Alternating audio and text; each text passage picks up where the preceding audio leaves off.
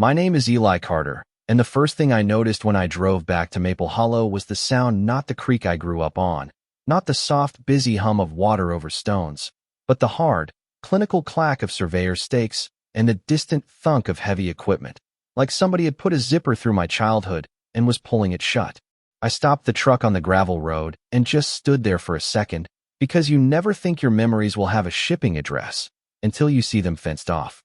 That's how it started: 3 stakes, a plastic ribbon, and a woman in a blazer who acted like a property line was a throne. I hadn't planned to be a troublemaker. I came home after 10 years away because my dad got sick and the place needed an honest hand. My name's Eli, 36, ex-utility engineer, part-time stubborn, full-time proud of the two-handed work my family left me. The Carter place sat at the bottom of a shallow valley, a green half-moon of field and creek that had fed our neighbors for generations. It was the kind of land people put names on, the kind that remembers you. So when I saw the machines, I felt something tighten inside that felt a little like betrayal and a lot like anger. Lorraine Hale was the face of the new world in Maple Hollow HOA president, polished, with a smile that arrived like a fact. She didn't call me by name at first. She called me property owner, because in their ledger I was a line item. Mr. Carter, we have final plans approved. The easement runs through your lower field, for the good of the community. And when I asked what that meant for the creek, she blinked like it was a question about the weather. We're improving drainage, she said, which is the nicest way people say they're moving water where they want it to go. You can talk until you're hoarse, but paper is what decides things in small towns: deeds, permits, approvals that sound boring until you read the sentence that takes your home apart.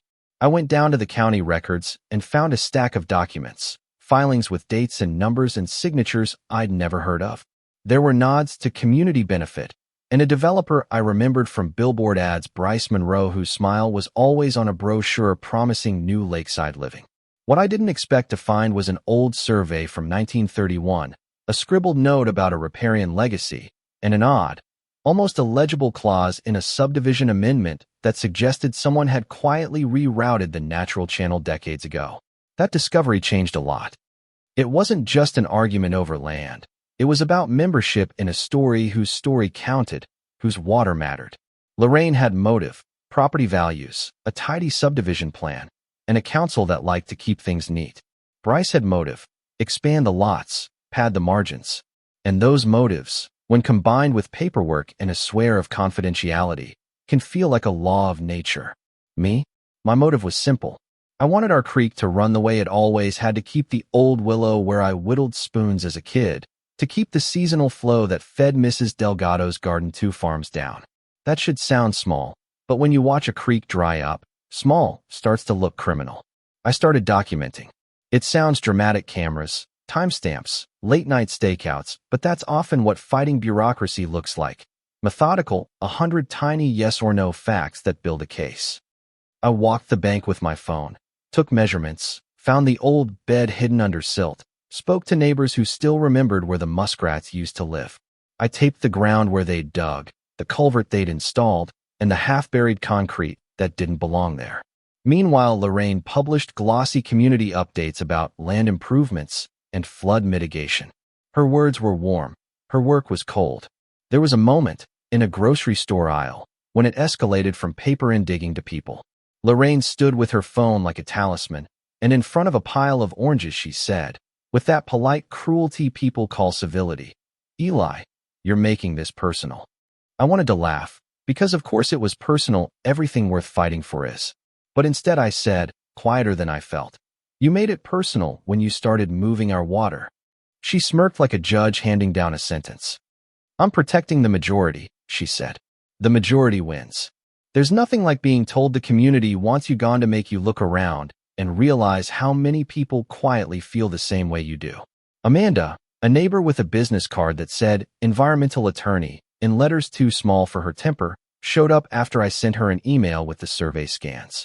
Miguel Santos, who ran a small orchard 3 miles down, brought receipts from when his irrigation ran clear and his fields didn't. We became a ridiculous little coalition: a lawyer who loved precedent, a farmer who loved fruit, and me, a guy who could read a topo map and operate a backhoe without crying. We called ourselves the Hollow Guard in poor taste and better spirit. We didn't have the loudest voice, but we had something louder than a brochure evidence. Amanda filed an emergency petition citing wetlands impacts and named the county and the HOA.